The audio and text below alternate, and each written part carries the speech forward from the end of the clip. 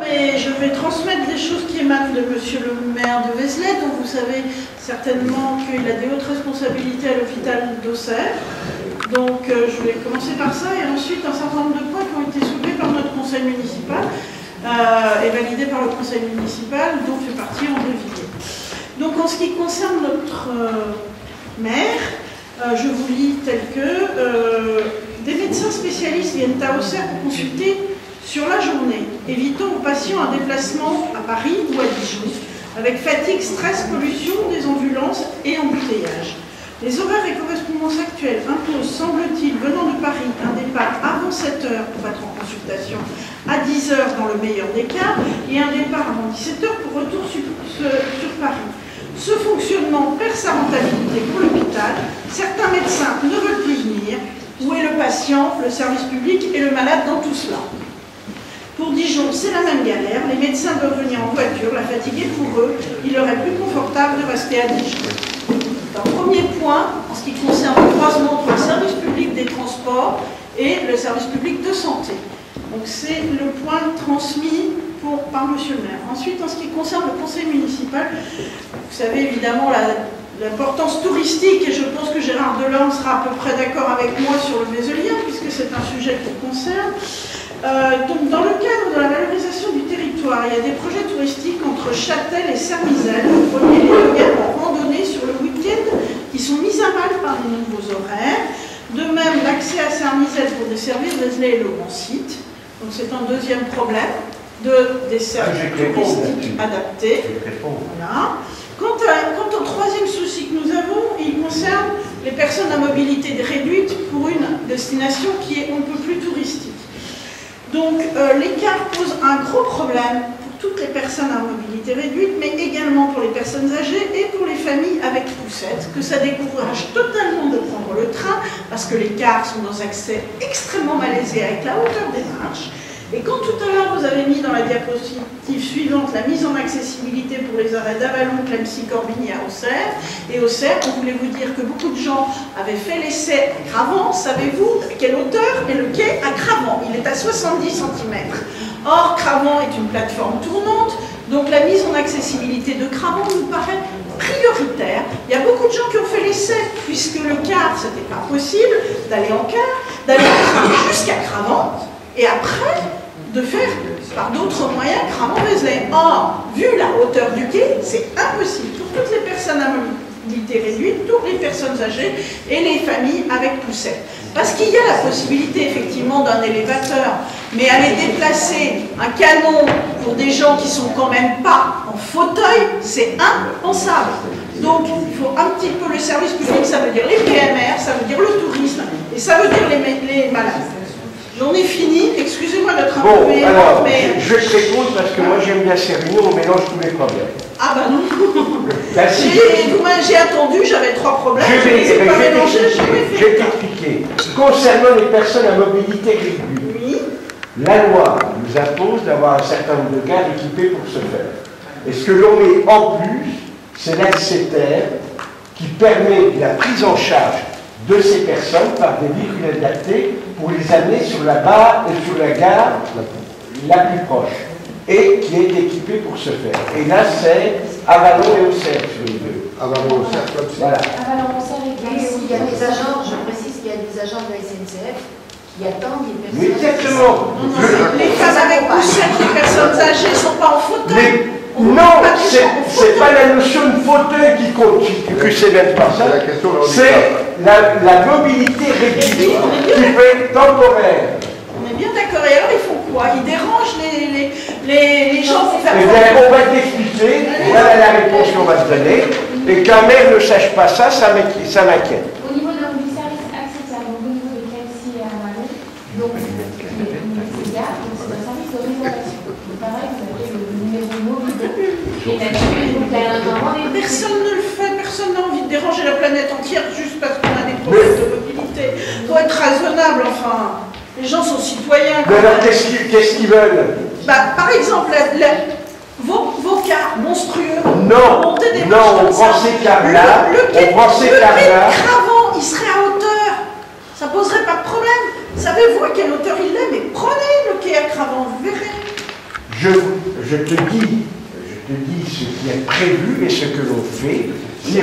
On ne peut pas, face à des problèmes multiples, avoir la solution totale. Voilà. Donc, c'est d'écouter pour les personnes à mobilité réduite. On a un service qui est plutôt très performant, qui est utilisé. On fait plus que ce que la loi impose.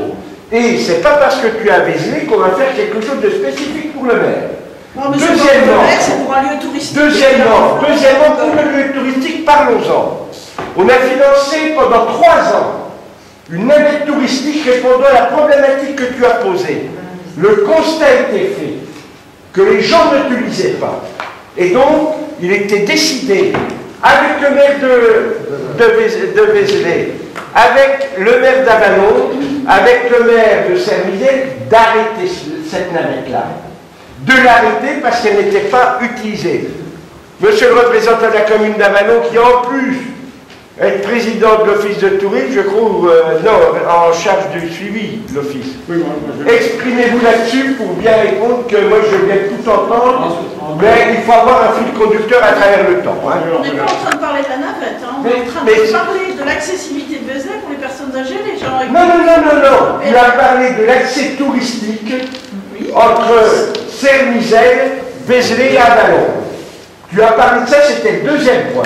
On va remonter. Alors on y va sur la navette. Sans aller jusqu'à la passion qui anime Marianne, je voudrais revenir effectivement sur cette navette touristique qu'on avait mis en place avec le soutien du conseil régional, la même que sur Tonnerre et Montbard, la même que sur d'autres secteurs dans le sud de la Bourgogne, même si je crois aussi.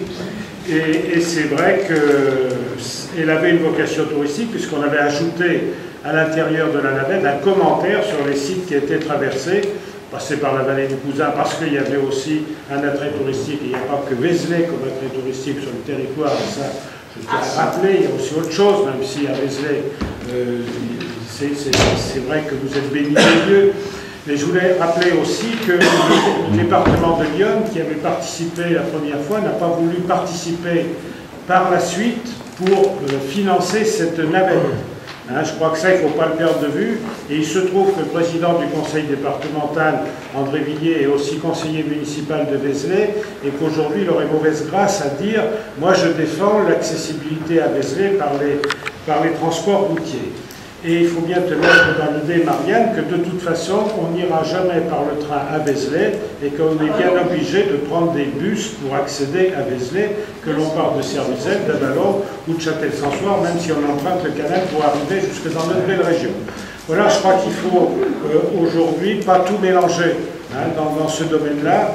Moi, je voudrais dire un mot par rapport à tout ce qui a été présenté. Le véritable problème, selon moi, aujourd'hui, c'est un problème de communication. Ça a été souligné, on ne trouve pas cette communication sur l'évolution, justement, de l'offre sur le territoire, on ne la trouve pas dans les gares, principalement. Moi, le document que vous avez présenté, je l'ai à l'office de tourisme, et c'est vrai, mais les gens, pour prendre le train, ne viennent pas systématiquement à l'office de tourisme. C'est dommage qu'on n'ait pas...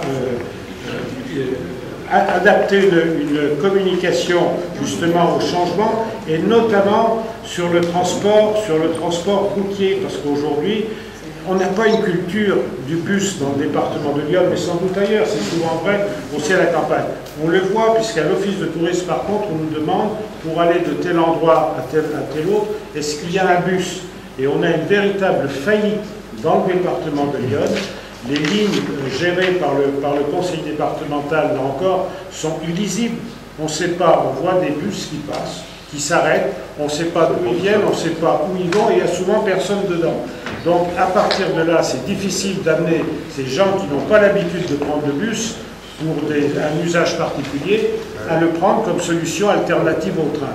Donc il y a toute une communication à faire dans ce domaine-là, et si vous voulez progresser dans la liaison routière qui accompagne la liaison ferroviaire, eh bien, il y a un gros travail à faire, parce que je pense que là, il y a une faillite en matière de culture du déplacement en bus. Voilà. Alors, c'est une chose, c'est pas si on veut nous progresser. Je pense que si on veut tous ensemble progresser... Non, mais quand je dis... Voilà, tous ensemble. Parce que nous sommes... On a tous travaillé dans ce sens. Oui, non, mais moi je... Il faut un plaisir de développer sur votre service de réservation. Alors expliquez-nous. Oui, le numéro client. C'est-à-dire, quel est le service? Alors, vous avez des services sur l'information voyageur. L'information voyageur que vous pouvez avoir concernant, vous avez demandé des précisions sur un trajet, sur une circulation. Si la personne a des difficultés pour vous renseigner. C'est aussi le service de réservation pour les services accès et également pour tous les services au niveau du TAB, pour les réservations. Quel est le service par rapport à une famille avec poussette ou une dame âgée qui ne peut ni monter dans le bus, ni prendre le train à Clermont à cause de la hauteur du quai? Quel est le service qui est offert? Les gares qui sont les mentionnés, on est bien sur les gares d'Avalon et Clamcy. Oui, et bien justement, il nous semble que pourquoi pas Clermont? Bien la question. Puisque c'est un. Vous voyez bien que. Parce que la loi, Marianne, mais la loi prévoit de le faire dans certaines gares et avec un schéma respectant certaines distances, et que, parce que c'est de l'argent public, pour faire plaisir au maire de Vézelay ou à un membre de son conseil, ou à un membre de son... Je vais jusqu'au bout, parce que j'en ai assez d'entendre certaines choses. Quand le président du conseil général a supprimé un tiers de ses bus, de ses cartes départementaux, et quand il y a une illisibilité totale de la circulation des bus, on n'envoie pas au massacre sa copine Marianne pour en parler. Voilà. Parce que là, on t'a mis vraiment dans un piège, on t'a mis vraiment dans un piège. Si bien il y a bien une chose qui ne marche pas, c'est les transports départementaux en car, ben je te le dis. Et aujourd'hui, c'est pas. Non, mais moi c'est ma réponse. Pas noyer le poisson. Je ne noie pas le poisson.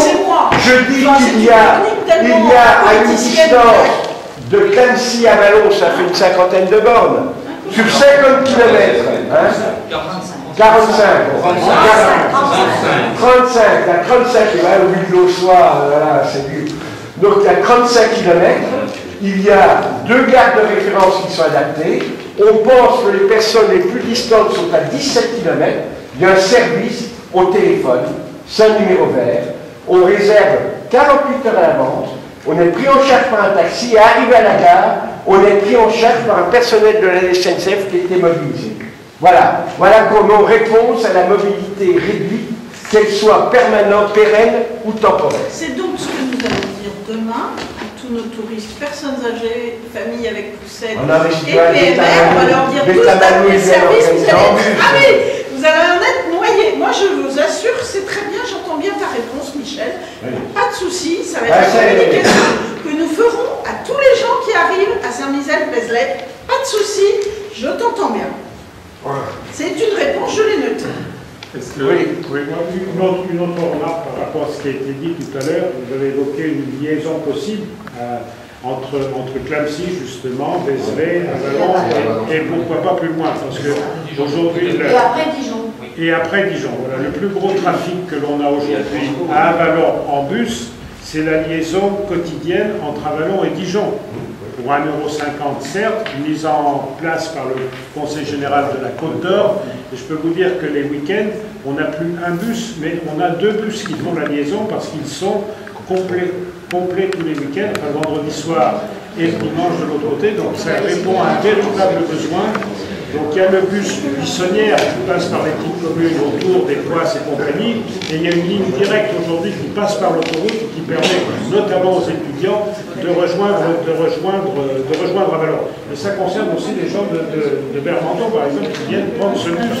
Donc ça c'est un véritable service rendu à la population, ce qui prouve aussi que le transport en bus peut se développer avec d'autres liaisons, et je crois que de raccrocher Clamcy, Vézelay, supplémentaires en allant jusqu'à Dijon.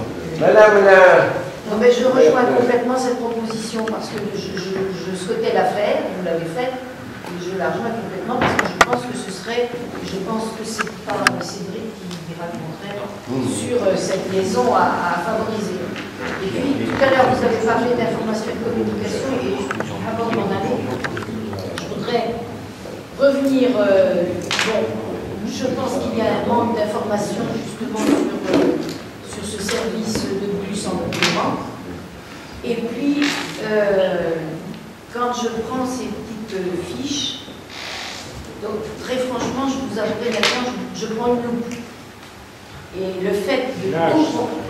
Non, mais ça doit être mon âge, c'est pas la mobilité réduite, c'est autre chose. On a des handicaps différents, voilà.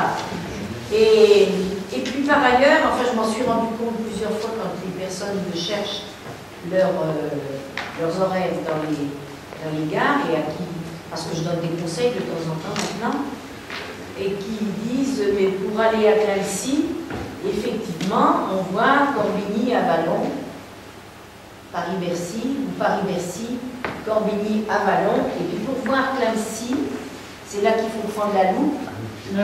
C'est tout petit en dessous. Et très franchement, je me trouve à Bercy, et moi je dis, si vous voulez les horaires de Clamecy, il faut prendre Corbigny.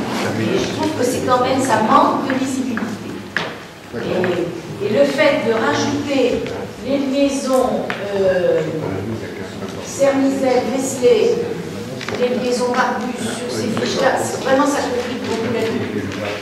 Bon. Il y a l'information à faire passer, faire connaître ce bus, particulièrement le bus Clamecy-Auxerre, et puis peut-être avoir un petit effort de visibilité sur ces fiches. Monsieur Journeau. Pour terminer, complètement conclure, Monsieur Mégion, je rejoins complètement la réflexion de Madame le maire de Clamecy. Aujourd'hui, après un recul de 4 ans sur les fiches horaires qui regroupent à la fois la section, la branche Clamecy, la branche Avalon, on se rend compte du fouillis pour quelqu'un qui ne connaît pas précisément les horaires, qui ne sait pas travailler avec. C'est vraiment difficilement lisible. Donc là, il y a vraiment besoin de rendre beaucoup plus lisible ces horaires. Et en parallèle, pour la SNCF, c'est également un besoin de communiquer sur ces nouveaux horaires et d'afficher en particulier sur des totems extérieurs aux gares l'ensemble des horaires et pas uniquement des horaires de gare. Il y a les horaires de gare et de train. Voilà. C'est rien, c'est juste une photocopie à faire puisque vous avez déjà envoyé dans les communes qui sont desservies par le train et le gare ces documents. Donc une photocopie à faire et c'est faisable. Autre point que je souhaitais aborder très rapidement, c'est quoi? C'est la construction un petit peu indigeste des horaires, en particulier avec des doubles ou triples ruptures de charge. Donc on change de train, on change de gare, etc. Donc ça, c'est vraiment tout ce qui est plus démotivant pour l'usager. Je ne vais pas détailler, je vais aller un peu plus vite. Enfin, pour les flux importants qui ont été partiellement traités, mais à mon avis pas suffisamment, effectivement, nous avons des gros flux de week-end, vendredi, samedi, dimanche.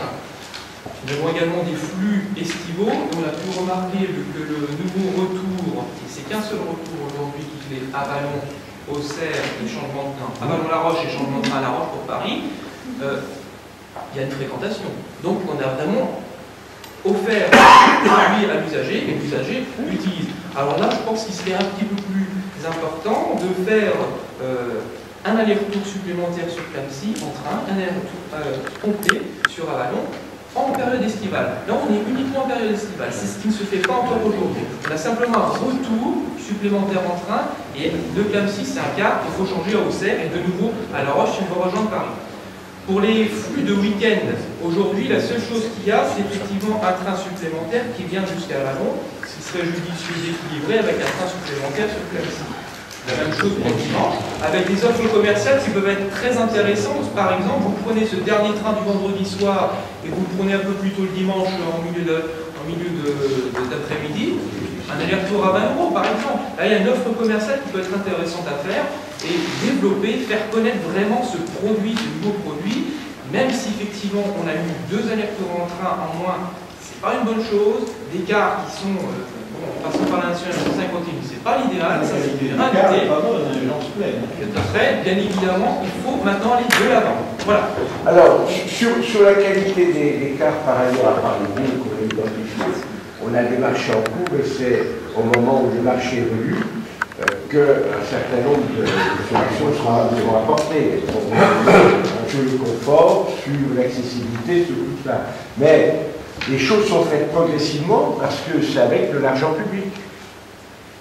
Et on a, vous avez vu, la loi nous a donné jusqu'à 2000, sur la loi, c'est 2025. On a 10 ans de plus. On a 9 ans de plus pour résoudre tout cela.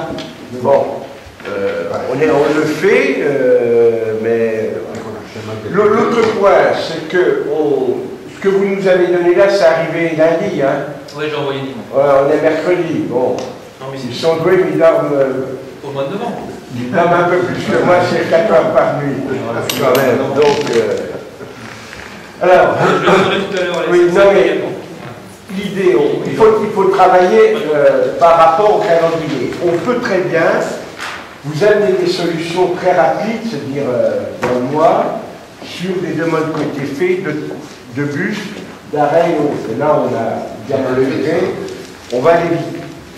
Moi, je suis assez sensible sur la nécessité aussi de faire cette communication Clancy, Vézelay à Vallon. Ça peut aussi aller vite. Par contre, on va attendre d'avoir la compétence des cartes départementaux pour se poser le problème jusqu'à Dijon. Parce qu'effectivement, on s'aperçoit que dans l'ordre de transport public, il y a les gens qui veulent aller vite et qui veulent payer, et il y a des gens qui ne veulent pas payer beaucoup et qui veulent quand même être déplacés. Qui relative un peu le débat anti-Macron que l'on a vu. Hein. Que moi, je suis assez surpris de personnes qui, de nouveau, se déplacent parce que le prix est très attractif et des familles qui ne bougeaient pas du tout, qui rebougent maintenant. Donc ça doit nous ouvrir un peu, dire qu'en matière de réponse à un besoin, tout le monde n'a pas le même niveau de performance placé au même endroit. Pour certains, c'est la rapidité, pour d'autres, c'est le prix. Et quand on sait qu'un bus coûte 2,50 € du kilomètre, hein, 2,50 €, ben, en dessous, un train, c'est 18,50 €, peut-être 19 maintenant. Oui, si on divise la conduite par les kilomètres, oui. Ah oui, mais le coût réel est plus que ça, puisque la contribution... On est entre 15 et 22, 23 en fonction des lignes. Entre 15 et 22 euros. Donc vous voyez le ratio, voilà. Comment?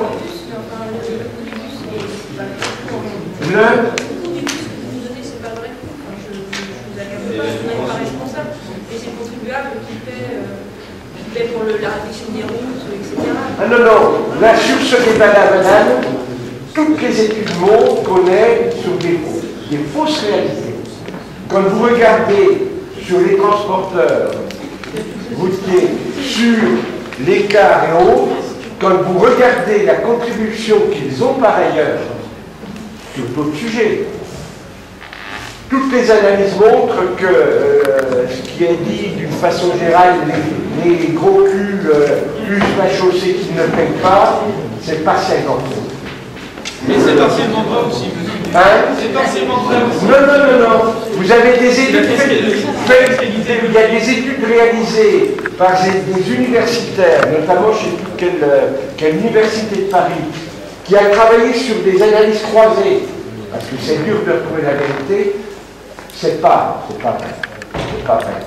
C'est tout à fait louable. Après, bien évidemment, on va pas parler de fiscalité écologique ce soir, c'est pas le débat. Ah oui, mais si, c'est pas moi qui l'ai abordé. Hein. Mais ça mérite un débat. Et c'est pas forcément l'idée que l'on entend pas.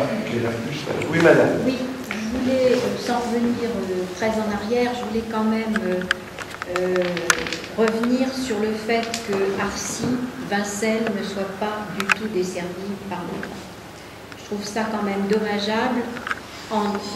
En complément de ce que disait M. Delorme également, on a un tourisme qui est quand même très développé.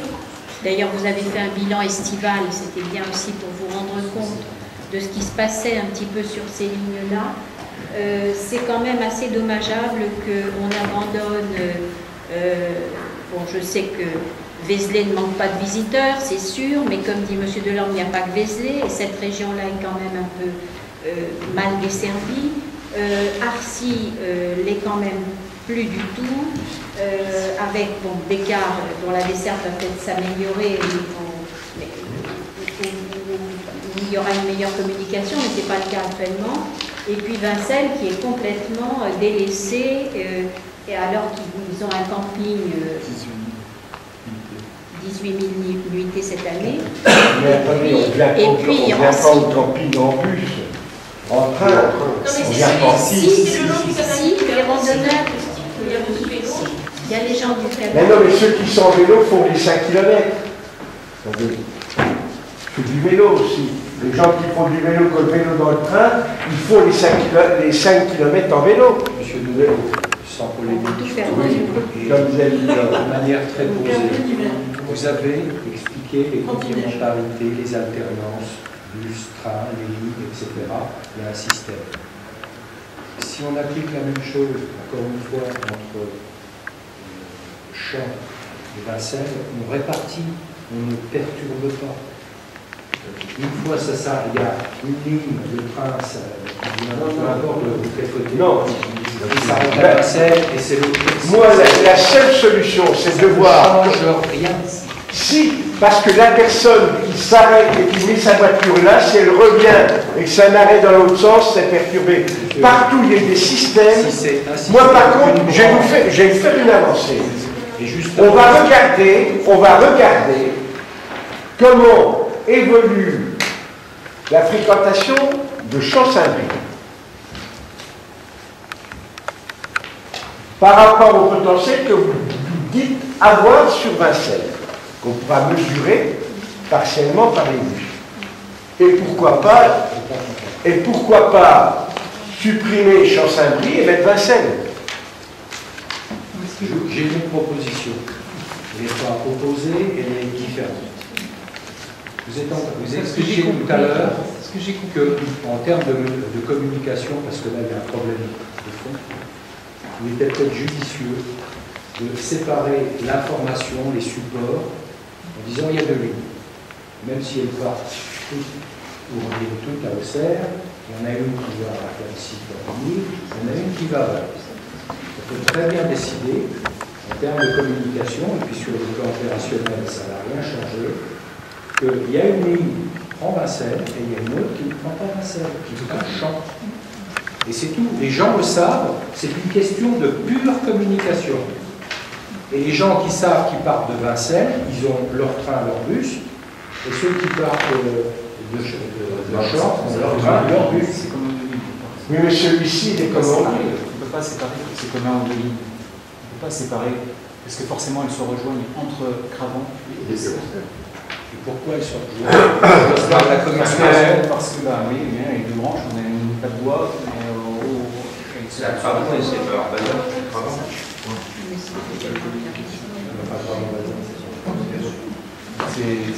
revanche, c'est affichera, puis vous scindez.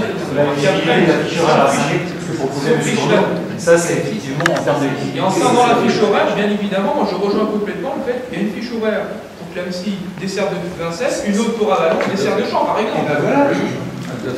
Et pour moi, ça serait après, si on s'arrête à une doctrine de fonctionnement, ce genre de problème, on ne le réglera jamais. Attendez, on a compris votre demande, donc réfléchis. Voilà, donc laissez réfléchir. De prime abord, comme ça résout. Alors, et contre-argument. De Vincennes et qui revient, et le bon train, c'est celui de Champs-Saint-Brie. Et là, eux, ils en ont 6 quand même. À Champs. Ben oui. Et ils font partie de l'agglomération urbaine d'Auxerre, qui plus est. Donc là, il y a deux points d'action entre Vincennes et Champs. Toujours leur travail. Bon, attendez, on avance. On avance. Que ce que nous regardons, parce que c'est à partir de la communication faire deux fiches horaires. Ça a déjà existé. Mais beaucoup de choses existent. Non, mais il y a un peu de temps.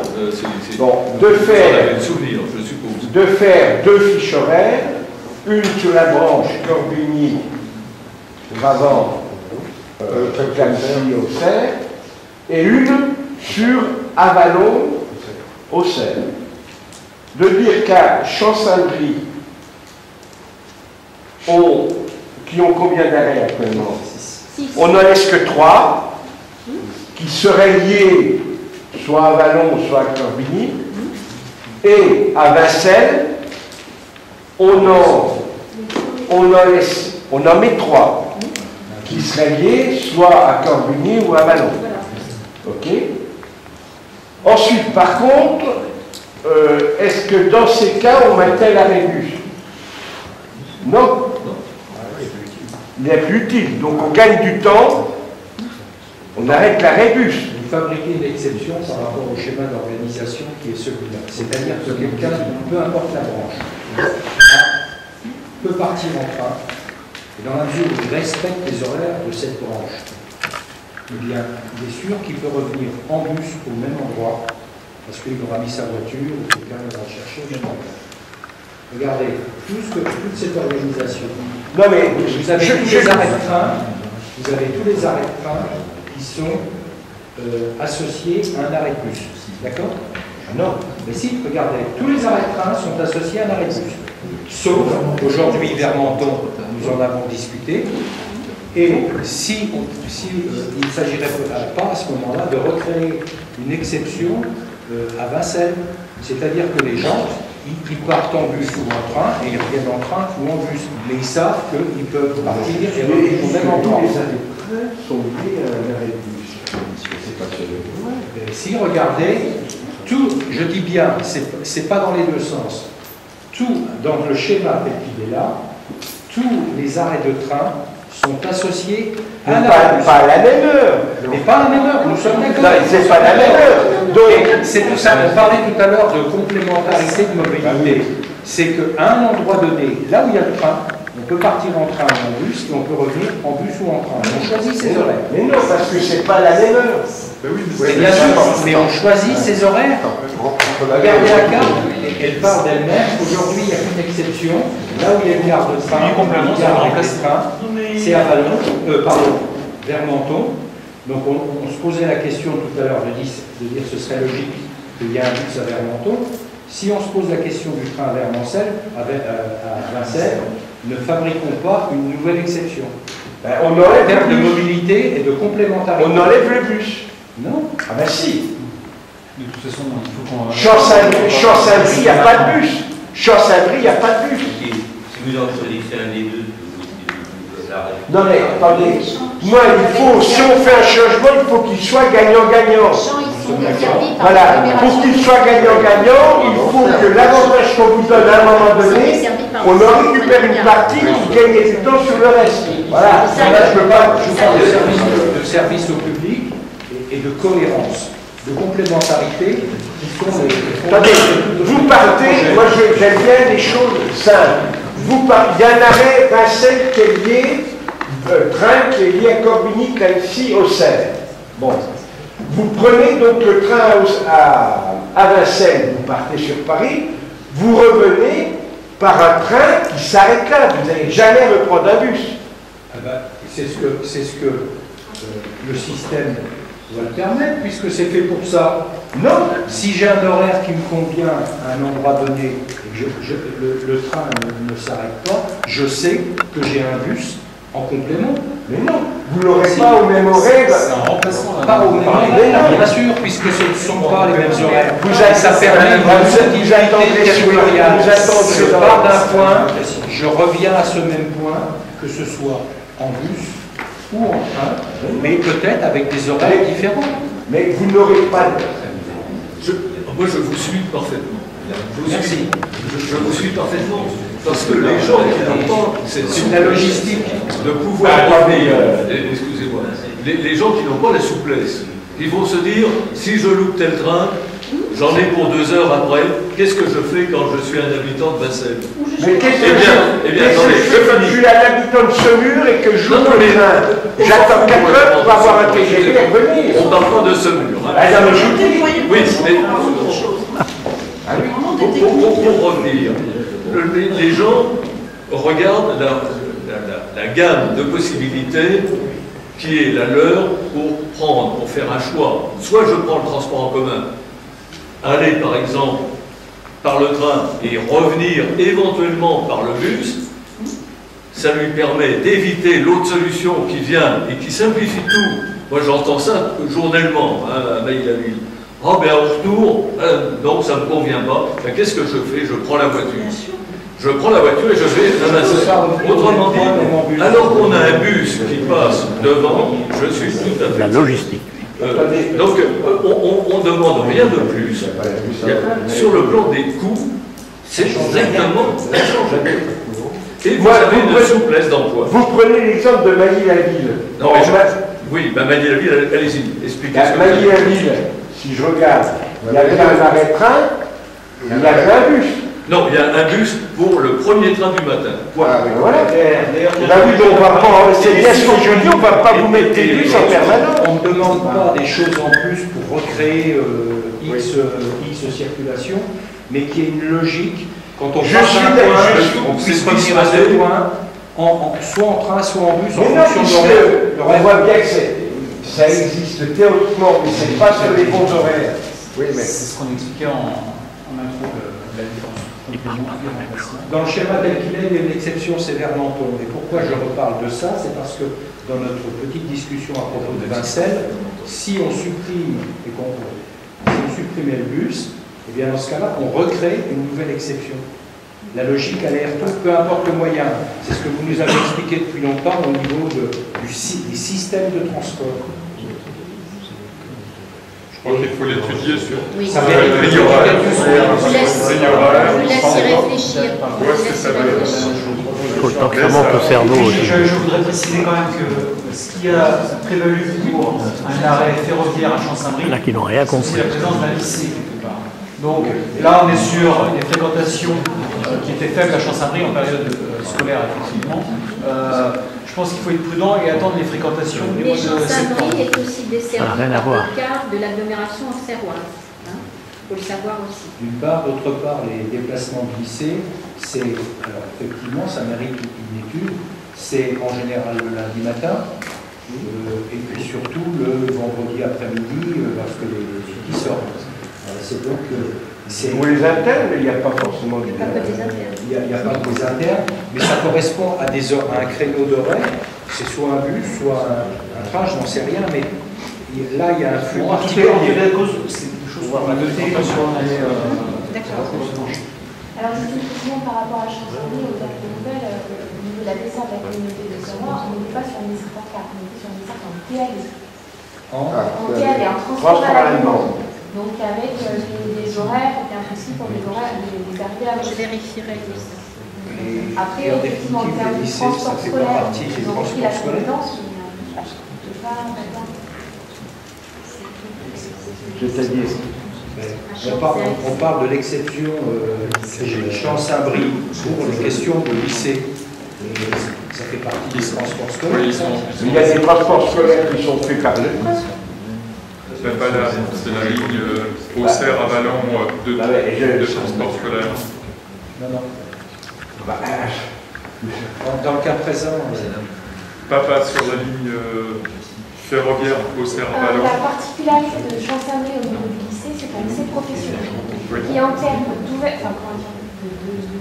de lycéens qui viennent dans son lycée, viennent d'horizons géographiques. On avait eu la liste du CEJ, la liste des lieux de résidence des élèves, et effectivement, on avait une grande partie d'élèves qui venaient de Vallon, mais également du nord de Lyon, qui utilisaient le référé. Et sur le rabattement en termes d'Auxerre à Champs-Saint-Brie, il n'y avait pas d'offre de la part du département qui véhiculait les transports scolaires qui permettait de les rabattre par rapport à la desserte en train entre Auxerre et Champs. C'est pas coordonné, c'est ça? Non. Et il y avait vraiment un problème, effectivement, pour la prise en charge de ces élèves-là. Et on a eu des échanges donc, avec les responsables du lycée, parce que voilà. On retombe bien sur les problèmes de coordination et de concertation. On les a entre les différents types de transport, les différentes responsabilités. C'est aussi bien au niveau des affichages que des points de passage des bus, des choses comme ça. Là, je pense qu'il y a peut-être une optimisation globale. La loi NOTRe va arranger en partie cela, puisqu'on va avoir autorité, sur tous les transports, dont les transports scolaires. Et je regrette qu'un certain nombre d'élus n'aient pas compris la logique, parce que quand on mixe l'ensemble, on peut donner une offre totalement différente. Et en milieu rural, on peut se servir du transport scolaire pour faire du transport de personnes et réciproquement. Et on peut faire du rabattage sur le train. Et je voudrais donner un ordre de chiffre. Le transport sur le département de la Côte-Nord qui fait donc à 1,50 €, la contribution du département net doit être aux alentours de 3 millions d'euros, même en mettant 1,50 €. Parce que c'est pas important. Nous, la contribution du train et des cars TER, c'est 145 millions d'euros annuels. Donc on n'appréhende pas de la même façon. Je vais donner un autre exemple avec la Franche-Comté pour en sortir. C'est que le coût de la convention TER en Franche-Comté, c'est 110 millions d'euros. Le coût de la convention TER, globalement, sans compter les recettes, en Bourgogne, c'est 210 millions d'euros. La contribution des usagers en Franche-Comté sur 110 millions d'euros, c'est 25 millions d'euros payés par l'usager. C'est un transport qui est subventionné à 80%. 85. C'est un taux de recette de recouvrement de 20%. Comment? C'est un taux de recouvrement de 20%. Oui. Je comptais 30% Et 30% Bourgogne. Ce qui fait, quand on a des débats sur les tarifications, la tarification en Franche-Comté qui est beaucoup plus intéressante sur la tarification, comment ils l'appellent, visitaire. Sauf que visitaire, on peut faire des prix beaucoup plus intéressants. Là-bas, il n'y a que 10 000 cartes vendues. L'équivalent en Bourgogne, 1000 cartes vendues. La tarification identique en Bourgogne est de 39 850 cartes annuelles. Donc, quand c'est un petit volume, vous pouvez faire de gros efforts en pourcentage, représente très peu en masse dans un budget. Puisque quand vous êtes dans un gros volume, faire un tout petit effort peut avoir des incidences très fortes. Et c'est tout le débat que l'on avait avec les cars. Si on a l'ensemble de cette compétence, on peut même faire la billetterie unique, la succession d'une chaîne de transport où avec le même billet, vous n'avez pas de problème de compensation avec vous, tracez votre chemin. Et ça va être vis-à-vis de l'usager une avancée considérable si c'est bien fait. Et si on ne reste pas, comme certains le veulent, dire mais on prend la compétence, on va la donner comme telle au département, dire ne rien changer. Alors que c'est une chance pour donner une réponse plus adéquate.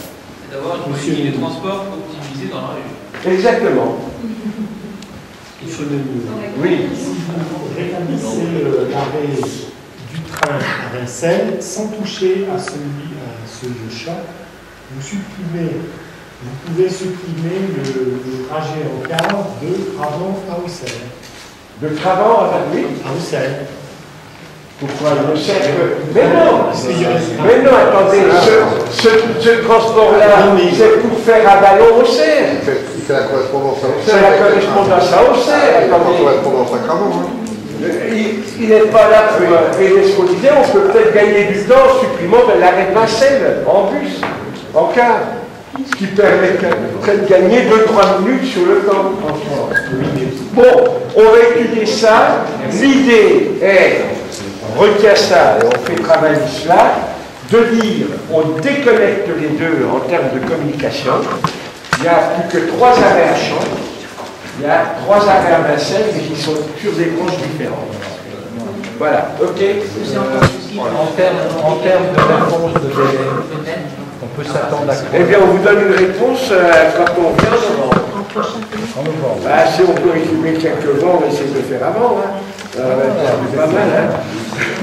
Non, il y a plusieurs choses. Enfin, il y a ce que dit Michel en blaguant, mais il n'y a pas que ça. Il y a que si on veut aussi, là où on peut avancer, on essaie d'avancer, si on peut modifier les grilles horaires et tout ce qu'on veut pour la mise en service au mois de septembre, on peut, ben oui, il faut être pratique en même temps. Sinon, on réitère aussi la demande concernant l'architecture. Oui, mais là, je vous ai dit, nous, on était prêts, je l'avais proposé dans un truc global de dire, puisque ce sont des gens qui viennent en vacances, on a un système de prise en charge avec les tarifs tribus et tout. S'il y a, on ne le fait pas systématiquement, s'il y a une demande à un moment donné, on peut y répondre dans la mesure où elle est programmée. Voilà. Juste la réponse qui a été faite. C'est la réponse faite. Ça paraît quand même difficile Voilà. à mettre en œuvre. Bien, monsieur. Enfin, c'était juste pour aborder quelques points, mais je ne veux pas tout revenir sur certains points qui ont été évoqués. Je suis assez d'accord avec Marianne, même sur le fait que, malgré tout, le fait d'avoir des changements comme ça entre du bus, du train, etc., c'est franchement désagréable. C'est une régression totale. Après, question économique, évidemment, ça prime comme d'habitude. Je ne peux pas faire autrement. Et le bilan carbone. Et le bilan carbone, on pourra en parler, c'est bon. Oui. Vous avez dit que le transport en bus revenait moins cher que le transport en train. Donc ça veut dire que les gens qui n'utilisent que le bus, ils devraient payer moins cher que les gens qui utilisent le train sur ces liaisons-là. Ce qui est sur le cas pour l'instant. Mais non, parce que non, parce que c'est pas un moyen de complémentaire, c'est un service que l'on donne dans le cadre du billet global. Je prends mon exemple, parce que je connais que sur des temps réels, évidemment, tu as raison. Non, mais moi, actuellement, je ne peux utiliser que le bus depuis là. Mes horaires font que je suis obligé d'aller à la toilette. Quand quelqu'un me dépose à la toilette, je prends le bus à la toilette, je vais travailler à Auxerre, je reviens le soir par le bus. Donc je n'utilise que le bus. Actuellement, je paye le train. Voilà. Donc, ça, c'est pas possible. Il faudra trouver une solution. Voilà, ça, c'est clair. Oui, bon. Bah oui, ça c'est des choses auxquelles manifestement vous n'avez pas pensé. De la même façon que. Non. De la même façon que les bus, il est impossible de prendre un abonnement de travail dans le bus. Vous demandez au chauffeur, la machine ne le permet pas. Vous vérifierez également.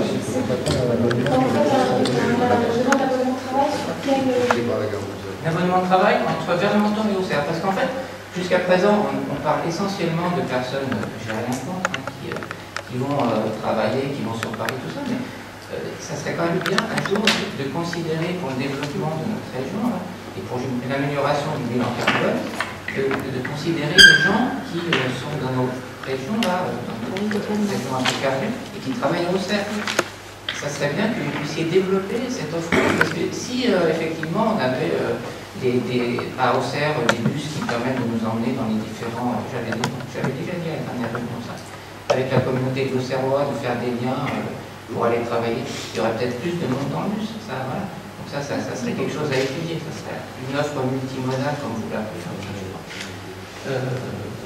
Voilà, tout ça serait un point intéressant. Qu'est-ce que je voulais évoquer aussi en fait ce sujet-là? Je voulais aussi parler, ça c'est vis-à-vis de la SNCF en fait. On a parlé une fois des contrôleurs, etc. Et effectivement, il n'y a plus de contrôleurs. Le matin, ceux qui nous vendaient les billets, les deux personnes très sympathiques ont totalement disparu. Je crois que d'ailleurs il y en a une partie de ces personnes qui a subi un fort impact sur sa vie. Voilà. Alors, je vais répondre sur la partie contrôleur. Oui. Il y a des opérations de points pour sanctionner les fraudeurs et le coût est de plus en plus élevé. Mettre un contrôleur, moi je suis aussi gestionnaire dans la SNCF, mais mettre un contrôleur où le coût du contrôleur est supérieur au prix payé par les usagers, alors que tout le monde doit normalement avoir un ça c'est quelque chose, c'est un discours qu'on ne peut absolument pas accepter. Mais moi je vous le dis. Vous allez en Allemagne, en Autriche, vous allez en Espagne à la limite. Dans tous les trains, systématiquement vous avez un contrôleur. Tout le temps. Et pour des problèmes effectivement de contrôle de billets, également pour des problèmes de sécurité. Enfin, je vais dire, c'est quelque chose qui... C'est un débat de société. C'est pas simple. C'est un vrai débat de société. Il faut que les gens se procurent des billets. Il faut que les gens puissent se procurer un billet aussi. Et tout le monde ne va pas sur Internet. Vous allez nous dire, effectivement, vous allez nous dire qu'on peut prendre le billet sur Internet, effectivement. Il faut avoir un ordinateur, une liaison Internet qui fonctionne, et dans le coin, c'est pas forcément toujours le cas. Et il faut avoir une imprimante, parce que il faut avoir le billet sous forme papier. J'ai fait le test tout à l'heure. Sinon, ça ne fonctionne pas. Donc voilà, déjà, ça fait partie des choses à améliorer. Si vous faites par smartphone, vous n'avez pas besoin d'appeler. Vous présentez Pour les zones blanches, ça marche vachement bien. Non, mais vous avez une idée des zones blanches demain, par ici? Eh bien, parle-en à ton collègue du conseil municipal de Vézelay, c'est lui qui est responsable de cette couverture. Donc dis-lui qu'il faut, et je suis totalement d'accord avec toi, supprimer les zones blanches, avant même d'avoir l'Internet, d'avoir du 3G ou du 4G sur l'ensemble d'un territoire, c'est beaucoup plus utile et plus sécurisé. Si vous permettez, je peux par rapport au fait que, mettons, le bus TER, quand il arrive à Auxerre, s'il avait la possibilité, c'est le point que je voulais compléter tout à l'heure, pour desservir Auxerre, alors peut-être que ça concurrence les transports de la communauté de l'Auxerrois, mais vous savez combien de temps les chauffeurs de bus attendent actuellement avec le système que vous avez mis en place à la gare d'Auxerre? Vous avez une idée du temps d'attente? Des fois, c'est 2 heures ou 3 heures. Oui. On pourrait peut-être éventuellement envisager que le bus, pendant ces 2 ou 3 heures, il puisse, par exemple, déposer les gens à 2 ou 3 points précis d'Auxerre. Non, mais si, vous pouvez travailler en coopération avec la communauté d'Auxerre. Non, mais... Si ça, c'est pour le rôle du conseil régional... Eh bien, je vais vous expliquer ce qu'est le rôle du conseil régional. On l'a fait, ceci, mais chacun à sa place. On l'a fait, par exemple, sur Nevers. Ou sur Nevers, on a une convention sur l'aire de l'aglo. On a la gare de Nevers et la halte du Banlay. Et effectivement, une réciprocité. Et les gens avec le même ticket peuvent faire cela. Mais ça veut dire que l'on a conçu, la mairie de Nevers, l'aglo a conçu et qui a participé au transport, tout son réseau de transport en fonction du TER qui était là. Donc ça, il peut y avoir cela, mais ça suppose déjà qu'on harmonise cars départementaux et TER. Et puis ensuite, une fois qu'on aura que sur un territoire géographique des agglos, plus que 2 autorités organisatrices de transport, on pourra avancer dans ce sens-là. Mais votre idée est bonne, mais elle se heurte à la réalité. Nous-mêmes, en Bourgogne, on essaie d'avoir une conférence des AOT, l'autorité organisatrice de transport, on est très AOT. Ça a été assez coton pour mettre tout dans un système qui s'appelle Mobigo, pour avoir des coordonnées, des éléments. Je suis d'accord avec vous, je sais qu'il y a des difficultés. Malgré tout, vous êtes quand même en train d'inventer, comme vous disait la dernière fois quelqu'un, une usine à gaz pour ce genre de choses. Là l'usager ne demande pas des choses extraordinaires. L'usager demande qu'il puisse aller chez lui, perdu dans la campagne ici, travailler à Auxerre en un temps pas énormément plus long que ce qu'il met avec sa voiture. Et dans ce cas-là, il prendra le TER, il prendra le bus. Sinon, effectivement, c'est facile. Moi, je sors de mon garage, en 20 minutes, je suis à Auxerre. Voilà. Là, actuellement, je fais l'effort. Ça me prend à peu près une bonne demi-heure en bus, plus après une bonne demi-heure à pied, matin et soir. Je le fais parce que j'ai envie de voir comment ça fonctionne et de participer au débat pour faire évoluer les choses. C'est pas raisonnable, ça personne ne le fera. Si vous arrivez à mettre en place une offre avec un billet unique qui permet d'arriver à Auxerre, d'avoir ce même bus ou un autre bus qui dessert quelques points importants où il y a des gens qui travaillent, ça fonctionne. Mais il faut le faire, ça. Il ne faut pas attendre les organismes. On sait comment ça fonctionne. Moi, il y a des choses, je travaille moi-même dans l'administration, je sais qu'il faut des années, des dizaines d'années pour que ça se mette en place. Trouver des solutions simples qui fonctionnent, voilà. Et vous aurez, au lieu d'avoir plus personne... Alors, monsieur, puisque vous avez une bonne idée, oui, tout à fait. Eh bien, on va vous faire travailler un peu. Je vais vous demander de nous dire quelles sont les zones d'activité qui doivent être desservies. Je peux vous le dire si vous voulez. Ben non, mais vous m'écrivez. Vous m'écrivez, les paroles s'en vont, vous m'écrivez ça. Comment moi je veux bien vous le faire si vous voulez. Malgré tout, il me semble que le conseil régional il est quand même chargé de l'aménagement du territoire et tout ce qui concerne le développement économique. Et si ça en fait pas partie, on m'explique pour que ça... Mais tout fait partie. Déjà c'est à partir du 1er janvier qu'on sera vraiment en charge avec cette compétence unique qui est actuellement partagé par plusieurs. C'est uniquement au 1er janvier. Et d'autre part, on a effectivement des réflexions qui vont dans ce sens. Mais tout est aménagement du territoire. Partout où je vais, on dit c'est aménagement du territoire ou développement économique. Vous faites une proposition, je crois la balle au bon, puisque vous êtes un usager, vous les développez, on a les mêmes objectifs. Vous nous dites quelles sont les zones d'activité, puisque le bus reste 2 heures sans rien faire, qui pourraient être desservies. Et on va prendre des contacts à ce moment-là avec le pool d'entreprises qui souvent se coordonnent par zone d'activité pour voir ce qui peut être fait. Donc vous pourriez directement contacter la communauté de l'Auxerrois et puis la CCI, et comme ça on en parlera plus. C'est pas moi qui vais vous dire ce qu'il faut faire. Moi je vous donne des propositions, je vous donne l'avis d'un usager, parce que manifestement, c'est pas de votre faute, la plupart des usagers ne sont pas là, mais il y en a des anciens ici. Mais enfin, il faut quand même considérer que c'est quand même l'usager qui utilise ça. On est tous autour de la table, il y en a qui n'ont jamais mis quasiment les pieds. Ah ben si tous ceux qui ont rempli les pétitions avaient pris le train, on serait pas voilà, on serait pas loin.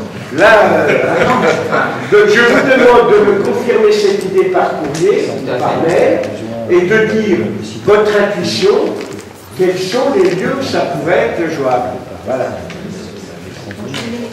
Je voulais ajouter un petit point qui concerne d'ailleurs Avalon, qui m'a été rapporté par l'ancien sous-préfet, je me rappelle son nom, d'Avalon. Voilà, M. Chenard, qui prend régulièrement le train à Avalon, le premier train du matin, pour se rendre à Paris.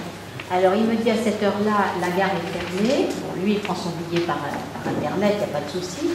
Mais régulièrement, il y a des gens qui prennent le train, qui n'ont pas Internet, donc qui arrivent affolés à la gare, qui ne trouvent personne, puisque la gare est fermée à cette heure-là. Et il me dit régulièrement, c'est les passagers qui sont habitués à prendre le train, qui renseignent les gens qui arrivent en leur disant « Ne vous inquiétez pas, vous n'allez pas avoir une amende d'emprunt, faites ci et faites ça ». Donc voilà, je le signale. Là aussi, c'est peut-être uniquement de la communication. Oui, voilà. Quand la gare est fermée. Voilà. Et elle va l'être de plus en plus. Comment? Et elle va l'être de plus en plus. Donc ça fait partie du développement du territoire, ça, de considérer qu'en fait les gares ne servent à rien. Je vais prendre un autre exemple. Il y a une révolution qui est en train de se passer au niveau d'une entreprise publique qui s'appelle La Poste. Parce que ce qui va se produire avec l'évolution des nouvelles technologies, c'est que la lettre va quasiment disparaître et il y aura une envolée de la distribution des colis. Donc tout ce qui est en train d'être travaillé actuellement par l'État, c'est de voir à partir de ces bureaux de poste disponibles, parce qu'en laissant faire les choses, c'est ce qui va se produire. Alors, on va écrire de moins en moins, le mail, le courriel dans certaines conditions certifiées remplace la lettre commandée. C'est quand même plus pratique de faire ça de son bureau quand une lettre commandée est envoyée que de faire le déplacement à la poste. Voilà. Commandé par Internet. Comment? Vous pouvez faire votre lettre commandée par Internet. Oui, oui.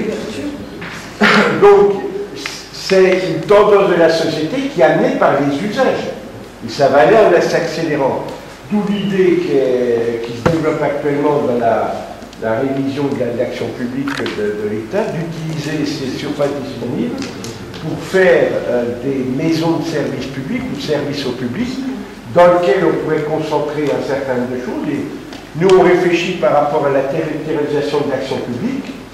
Pourquoi pas avoir des systèmes de mise en relation en vidéo organisés avec des services à la population pour leur donner des renseignements et éviter les déplacements. Vous voyez, moi, voilà. Je suis sur Avalon, la MSA, elle a disparu d'Avalon. Oui. Bon, si on avait un guichet Visiophone, multiservice, on pourrait très bien se rendre dans ces guichets, être en communication directe avec les gens de Dijon. Apparemment, c'est les Dijon qui... Oui, c'est ce qui va se développer maintenant. Voilà, et faire des multiservices qui amèneraient quand même encore un peu de vie Moi, je suis assez surpris par la démarche d'Apple, où effectivement vous avez un produit, vous avez un problème, vous prenez un rendez-vous, il faut prendre rendez-vous, hein, mais vous avez la bonne personne au bon moment, au moment choisi, pour vous donner les réponses. Je pense qu'on va arriver de plus en plus. Oui, actuellement, là, dans le milieu bancaire, il y a du milieu bancaire, tout s'est dématérialisé, tout a été sur plateau. Mais maintenant, on s'aperçoit avec le temps que le plateau il commence à s'effriter. On n'a plus le même service qu'on avait avant. Et bon, moi je suis au Crédit Lyonnais, je peux vous en parler parce que ça fait quand même 3 semaines que j'essaie d'avoir quelqu'un pour m'expliquer une tarification. Alors, moi, quand j'étais guichetier, je prenais mon petit calme, il y a quelques temps, je prenais mon petit machin, oui, bah, vous avez ça, vous avez caché. Oui, sauf que si vous allez, je sais pas, moi je suis pas lyonnais, mais vous allez sur le site de la banque et vous avez toutes ces infos. Hein. Non, mais c'est une différence. Moi j'ai les mêmes prestations que ma femme et je paye moins qu'elle. Je suis content, mais elle est moins contente que moi. Non mais, vous parlez de la banque, moi j'ai négocié un peu au Crédit Agricole et je discutais, parce que je vous ai vous dit toute la distance, la personne me disait que les personnes âgées qui ont un peu de fric, elles aimaient venir voir leur banquier pour les placements, c'est pas de gros placements, mais plus avantageux. Ils ont mis en expérimentation, profitant du fait que les grands-parents ont souvent Internet, savent s'en servir plus qu'on le croit, se servir de Skype ou d'autres systèmes pour voir les petits-enfants et discuter avec. Et ils ont mis un système à titre expérimental où les personnes, au lieu d'aller les voir ou les faire venir, ils prennent rendez-vous et à distance, elles discutent. Et il y a des personnes qui souvent sont dans la solitude, qui prennent rendez-vous de cette façon-là uniquement pour avoir un contact. Donc je pense que ce n'est pas un problème de génération parce que voilà, il ne faut pas croire que nous sommes épuisés par ces trois heures de débat. Bon, allez, on vient en... Non.